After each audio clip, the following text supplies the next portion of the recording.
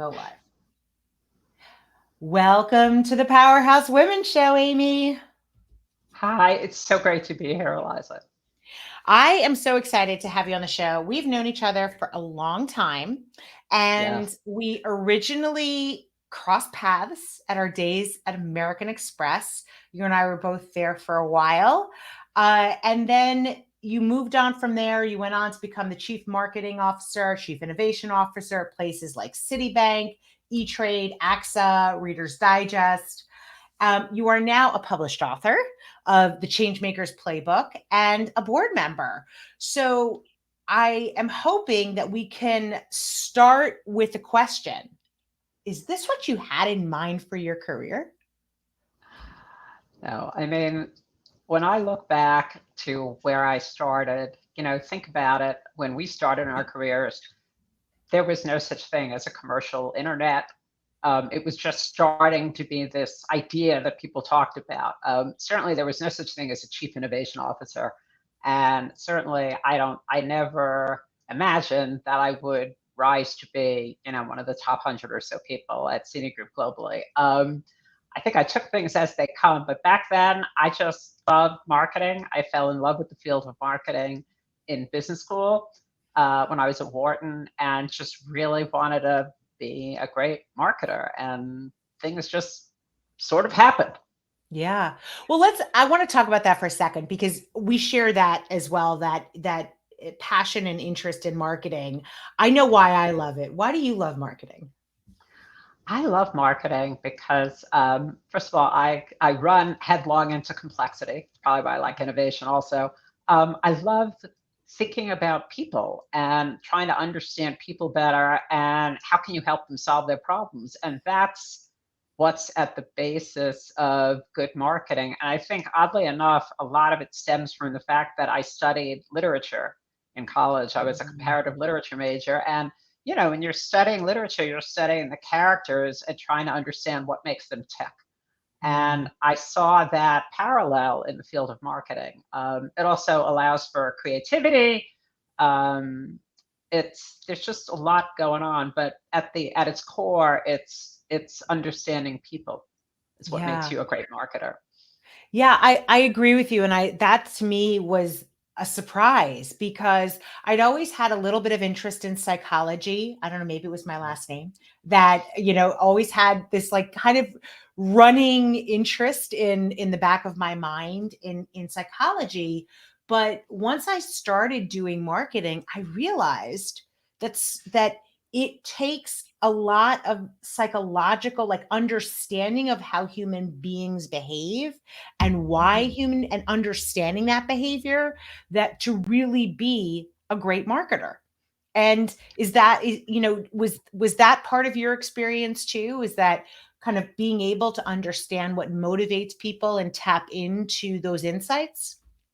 Yeah, I mean, absolutely. And I think, unfortunately, marketing gets a bad rap in today's world. A few years ago, my son, who's now an adult, said to me at one point, he said, "Mom, I finally realized that what you did was not really that bad."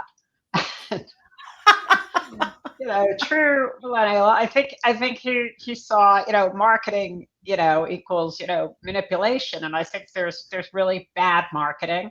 I think the way I've tried to be a practitioner of marketing and certainly lead the teams and all the people I've had the privilege to work with over the years is to really think about fundamentally understanding what are people's unmet needs, their rational Mhm. needs, but also their emotional needs, the needs Mhm. they articulate and the needs they can't even tell you about. And how do you really, in an authentic way, go about trying to help them solve their problems in the context of a viable, business model. So Yeah. that's always been how I've approached marketing. Yeah. But there's definitely a lot of points of view on marketing, and not everybody approaches it like that. Yeah. Well, I want to talk about the start in terms of the foundational years in your career that you spent at American Express. This is what we share in common in a variety of different marketing roles. Why Amex and how do you think that experience has served you for the rest of your career? Right. Well, I tell you, I landed at Amex a little bit opportunistically. through, networking. But when I was at Wharton and starting to look around, back then, people who were majoring in marketing were going primarily down three paths: to work for an ad agency, to work for a consulting firm, or to work in consumer packaged goods. And I really wanted to be the client. I wanted to be that person who could really directly influence. So that sort of eliminated the first two. And frankly, I found packaged goods, it was for me, not for everybody, but for me, it was boring. I mean, I don't eat processed foods. So Mm, the whole, and when I started to look at American Express, I realized, money is at the center of everything. It's at the center of our lives. It powers the economy. And American Express is one company, and I think they still distinguish themselves in the financial services industry as a company that really takes a lot of the principles from the CPG world in terms of strategic marketing, understanding the customer, wanting to deliver a great experience, not just product push. Um, they take those principles and apply them in financial services in a way that's really interesting. So, a high quality brand that really puts the customer at the center of the business. And that, yeah. because of my whole philosophy, that was very important to me. Yeah. Well, it's interesting that you bring that up because the difference between CPG marketing and financial service marketing, because I started right out of school at American Express, Right. I didn't understand how much information we had access to, and most importantly, that we had a direct connection to the customer in a way Yeah. that CPG brand managers just don't. It wasn't until I left Amex and started working with other CPG marketers that I recognized that there's a huge advantage in financial services, in American Express in particular. You can sit in a call center and listen to customers all day long Right. and understand. You have that direct relationship with the customer, the card member. I mean, that's who we served. But when you're Right. like the brand manager on Skippy, unless you stand in the aisle of Walmart or Target or wherever you're buying Skippy, that you don't really interact with your customer. And that I did not appreciate until I Right. left and started understanding how other marketers work. And that's a huge advantage, right? To being No, in I financial know. services.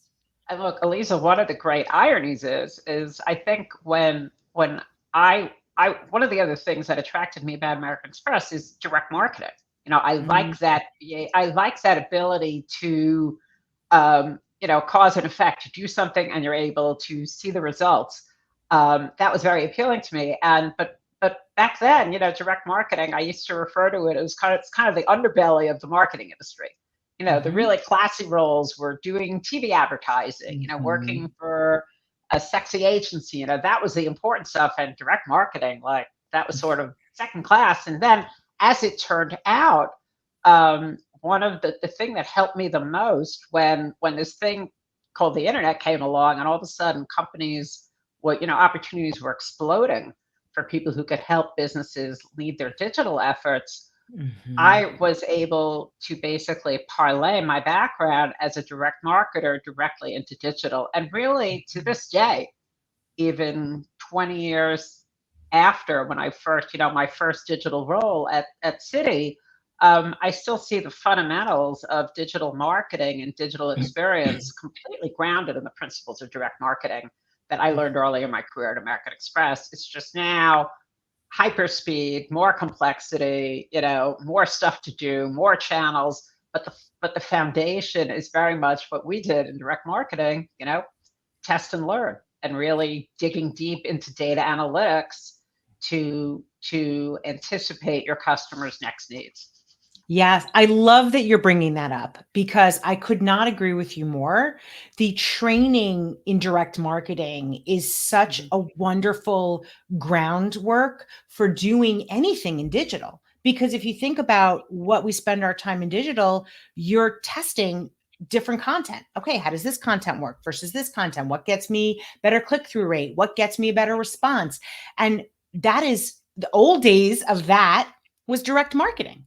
And the work that we were doing, I when I started at Amex, one of my jobs was to send out a heck of a lot of direct mail. But in every direct mail campaign, you're testing a variety of cells. You're testing different creative. You're testing different response vehicles. I mean, it's kind of unbelievable to think about that being such great training for the world of digital. Well, so you leave Amex, you go to Mhm. Citibank, right? You end up being getting this role as the chief innovation officer. Right. You and I probably both have an appreciation for the required innovation at old institutions like Yeah. American Express and Citibank. What what surprised you the most about working in innovation in that role at Citibank? Yeah. I think how hard it is to drive change Mhm. and make it stick. And I'm very intuitive and tend to focus on, I'll look at data very quickly, look at customer behavior and look at what's happening. Say, okay, let's go here. And pacing how we were driving change so that we could move at a rate at which the organization actually wanted to keep up with us and buy in. So just you at least in the role which I held, which I was the head of, I basically was the head of digital for the credit card business and then the global chief innovation officer for all the consumer businesses, my roles became very, very internally facing. And Yeah. I think most of us would think about innovation as it's about the market and keeping a pulse on where things are going. As the senior person in those roles, I spent most of my time focused on being kind of an internal enabler. Sometimes I Mhm. refer to myself as the barrier remover, so that my team could do their jobs. And that it was surprising. It's also it could be frustrating. Yeah. It's hard. Yeah. It's hard work.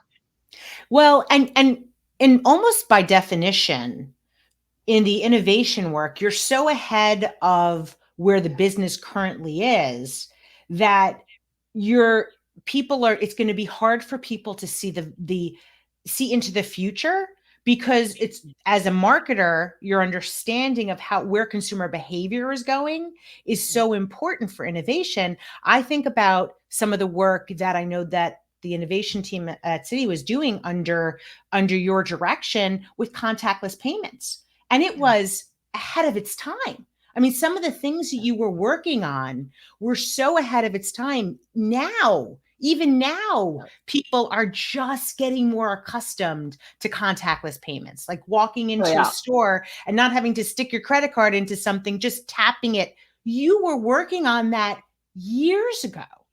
We work at Is that in that 2000. We work at it in 2005, and my team had the insight that if we could make the commuting experience easier by helping people get through the turnstiles, they would make our card, what the industry calls the top of wallet product, right? Because most Mhm. consumers at that time carried 7 credit cards, and if you weren't on top, you were the card that was never going to get used, or you were the emergency card for when somebody lost their job, which you never wanted to be that card.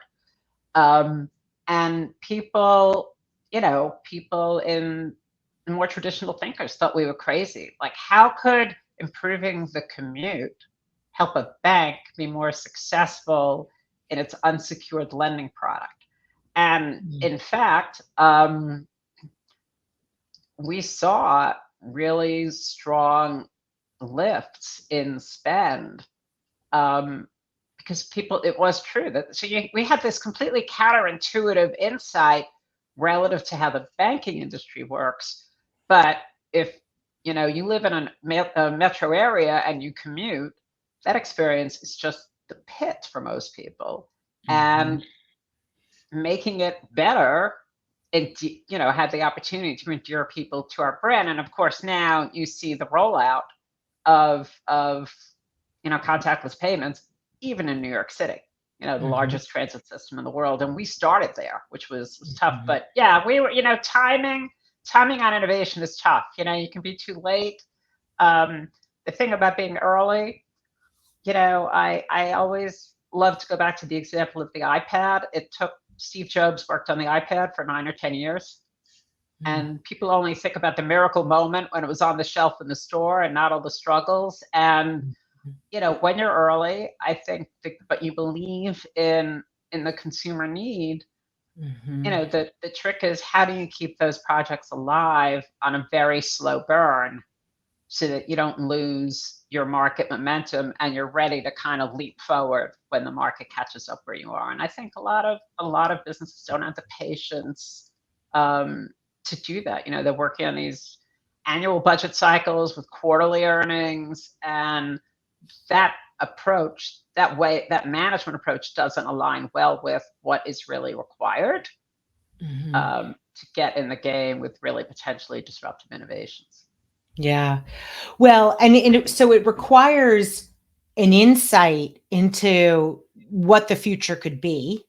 It Yes. requires an understanding of where consumer behavior might go, Hmm. and then patience, which sometimes those things don't go together, right? If you have this excitement for what things are going to what's going to happen in the future, it's hard to also be patient with it, right? It is. And the way, we focused a lot on trying different ways to mitigate the perceived risks of investing in those things. I mean, first of all, we kept going back to, at its core, the business was a direct marketing business. So we had in our DNA the idea of, okay, you always have to experiment. That's engineered into the business model. And if you're not always experimenting, you're going to run into a wall. So that sort of was in our favor. We tried to show our colleagues that we were creating a portfolio of bets with different risk dimensions, different, just like a VC would. We Mhm. had a portfolio approach to the things we were experimenting with, and you would, on a, qualitatively be able to say what's the, likelihood of payoff and when will that happen. So, and if you have your 4 box and you have stuff in the right quadrants, you can soothe people's concerns about risk. And then you have to take a real early stage founder attitude and be really, uh, cheap. Don't Mhm. overspend on those pilots. So our CEO's attitude was, he knew that the business model was in jeopardy and that we had to change. And the feeling was, let's invest at a level that's low enough that even if everything fails, which we knew that would never happen, we could cover what we were investing. And so we invested very small drips in our more audacious experiments. Yeah. Well, so all of these experiences gave you a tremendous amount of insight into innovation and quite frankly recognition that there can be an approach and a framework for innovation. So your book, The Changemakers Playbook, really provides an infrastructure and a process to do innovation. What are companies still getting wrong about innovation based on your observations? Yeah. Um, well, I think still too slow, Mm. and too much bureaucracy getting in the way. I think, especially after the 0809 financial crisis, and I work with a range of companies, but I still have a concentration in financial services. After that, the level of fear about taking risks really escalated. And let's face it, there are a lot of new risks in the environment that innovators have to worry about.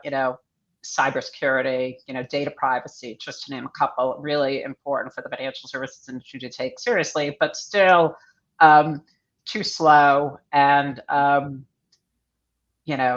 not doing enough to say, okay, this process that we have for running a scale business where we're aiming for 0 defects, and that's fine and that works for that, but that is that is a process that is going to destroy any attempt to be innovative. And so Mhm. having those parallel processes that are more fail fast, fail cheap. So I think Yeah. that's one. And then I think the other big one is not looking at the right metrics.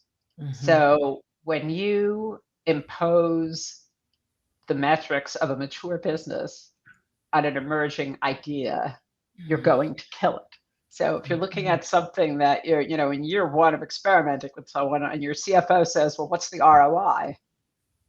Forget it early on. And you know this because you're a founder. You have to look at how big is the addressable market?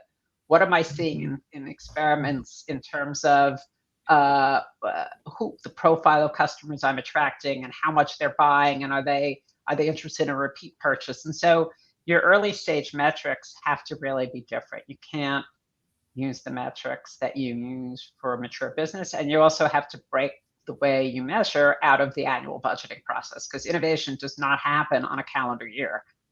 And it does not happen according to your, fiscal reporting requirements. So a Mhm. lot of issues around metrics. So if someone is listening in and hearing this conversation and they're working within a company and want to push forward an innovation project, what Right. would be your recommendation for how they should approach senior leadership to move that project forward? Wow, that's a big question. I think you start do a good job of well, I think in terms of how early stage investors write their pitch decks. I'm an angel investor. I actually just came from a screening meeting. So it's you have to put together a crisp and concise articulation of what's the market need, what's the problem you're aiming to solve, how big do you think the addressable market is for the problem you want to solve, Mhm. and why do you think there's a viable business model? So I think Mhm. that's plenty to bite off in an initial conversation. And it's interesting. I think back to when we used to meet with the CEO of Cards on very early stage concepts. We would have that exactly that conversation, but the conversation about the business model, we did not present hard numbers because you should never imply more precision than really exists. Mhm. We would say, have a what would you have to believe conversation. So, Mm. what would you believe the major drivers of revenue and expenses are, and where would you have to invest capital? And then sort of start with Harvey balls or high, Mm. medium, low.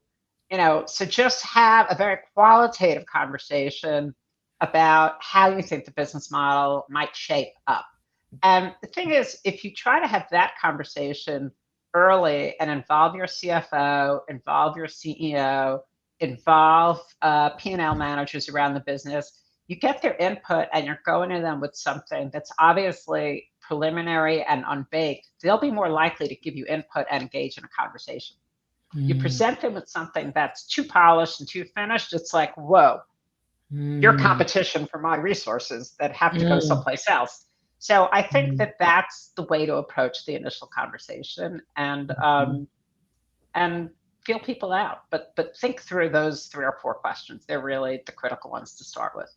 I think that is such great advice. When thinking about what you're saying, I was thinking to myself, if you went in to a smart person, which let's say the people who you're working for are smart people, right? The CEO, the CFO, these are smart people, and you are fully baked and putting in numbers that, are maybe based on some reality, but not completely on reality, their brains are going to go to, how do I poke a hole in this? But if you come to Yes. them and say, I want to engage you in an intellectual exercise of having a conversation about what you would have to believe. So it's getting them thinking creatively, right? It's genius. I think that is Well, it's such great advice yeah. I mean, because say, what would you have to yeah, Wait, go go ahead. ahead. I'm sorry. What would you have to believe? Do you believe that you could get 1% market share? That's the other Mm. conversation. And that's something I talk about in the book, kind of the 1% market share test, because it's actually really hard to get 1% market share. I mean, you know that Mhm. from all the clients that you work with. And so Yeah. what would you have to believe to earn 1%? And Mhm. so that was another exercise we would go through. And yeah, I mean, the other problem with bringing something that looks too baked is, nobody wants to tell you your baby is ugly.